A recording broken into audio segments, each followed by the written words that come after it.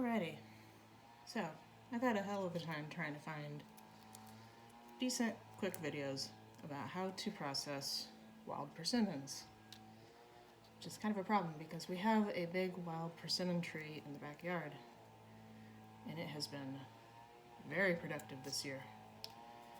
If you can hear a leaf blower in the background, I apologize. It's fall, there's leaf blowers. So anyway, these are wild persimmons. I hope it's in focus.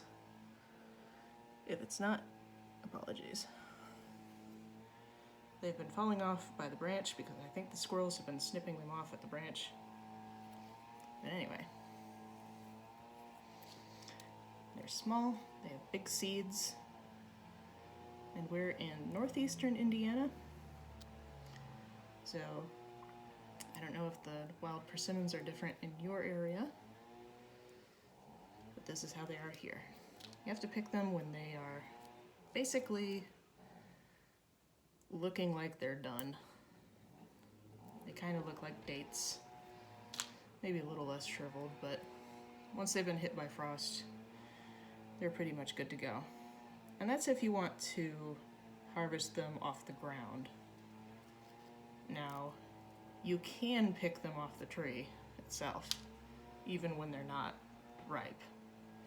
You just want to make sure that they have a little bit of color on them, because then you can just kind of stick them in a, probably I would recommend open container in your house. I used a small brown paper bag and it worked just fine. And they'll ripen on their own. You don't have to do anything weird like stick a tomato or a banana with them or anything like that.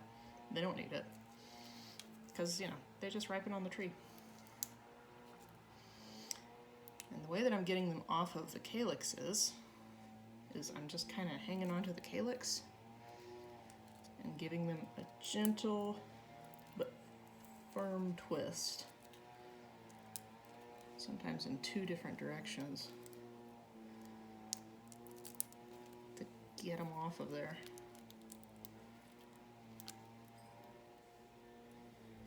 Like I said, these things have big seeds in them. And let me grab one of those real quick,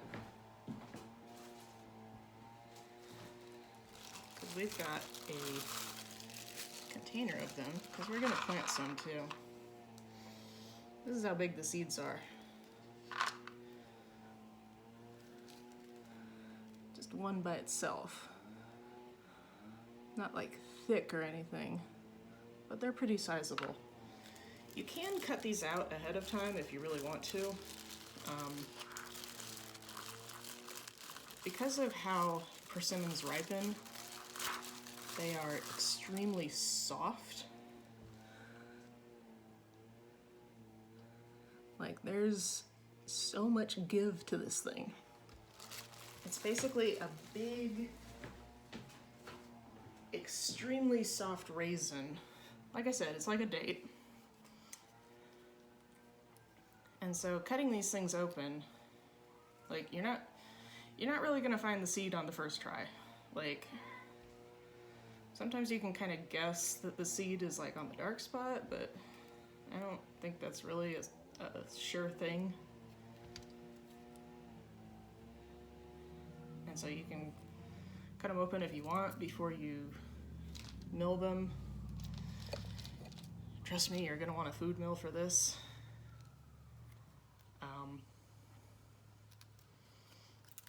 Otherwise, I would just mill them with the seeds intact and then just take the seeds out as you do it.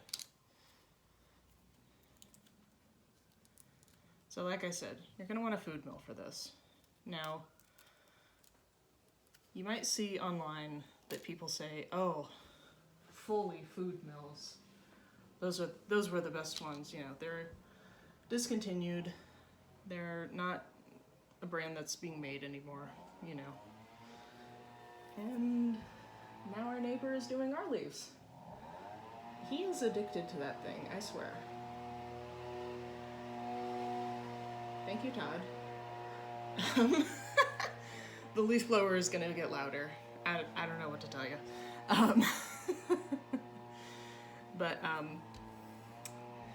But the thing about the old Foley food mills, if you find one in an antique store, is that they can be made of aluminum. This is an OXO food mill, but I got it off of Amazon, and you can probably find them plenty of other places. I just got it off of Amazon because it's convenient. Fuck Amazon.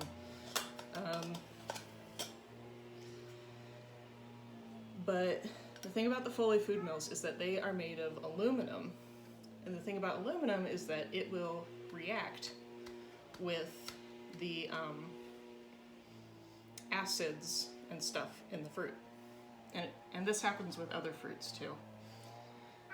So if you're all right with that, the only thing it really does is it discolors it. Let me show you what I mean. I was very prepared to make this video.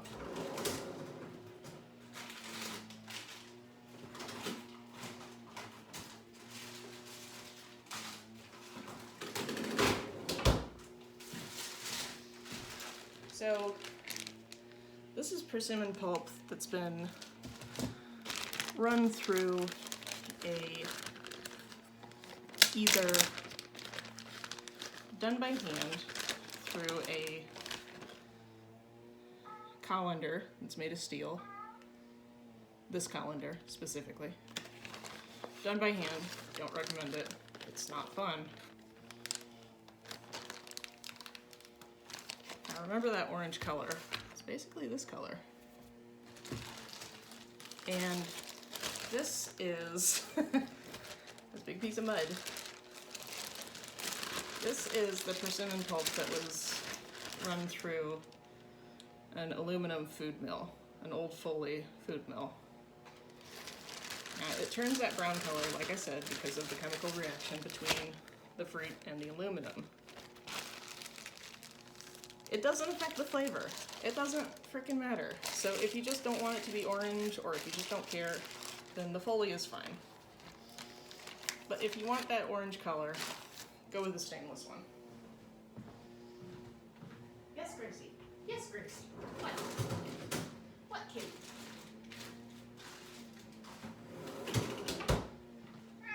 Oh my gosh.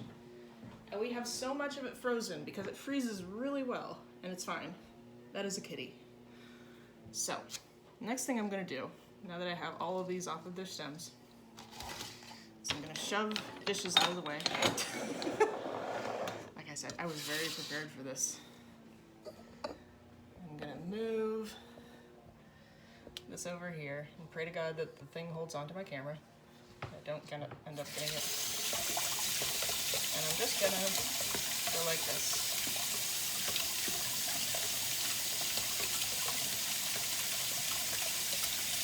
Just like that, you know.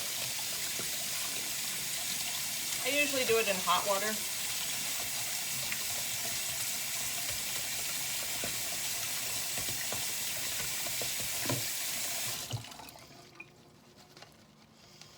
I usually do it in hot water because then it'll evaporate off of them faster when you set them out to dry. And I just set them out to dry in the strainer here. You can probably leave them in here if you really need to. Like if you just don't have space, or if ninjas start attacking you and you just have to drop it really fast, it'll be fine. And like once they're clean, they seem fine. Like I've left some overnight and done them the next day. I did let those dry though, like separate from each other.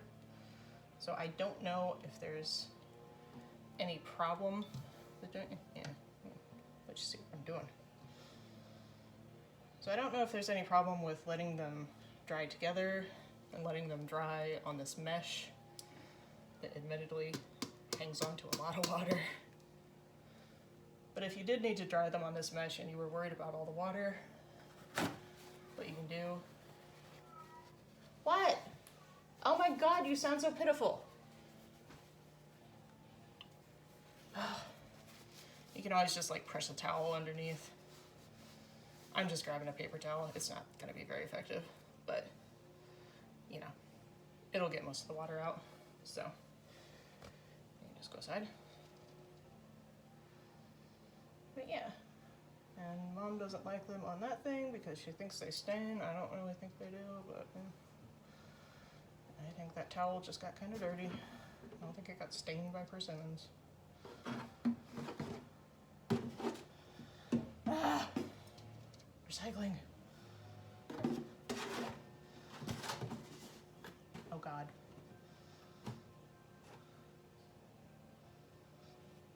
Okay, cool.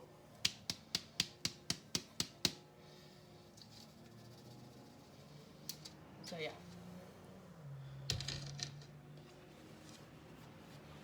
So there's that.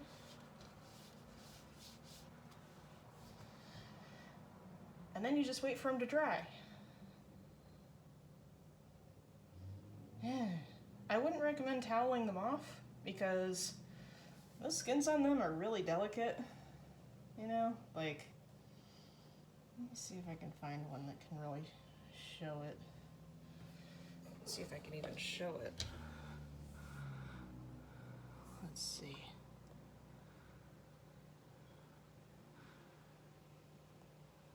Come on, phone. Come on, phone.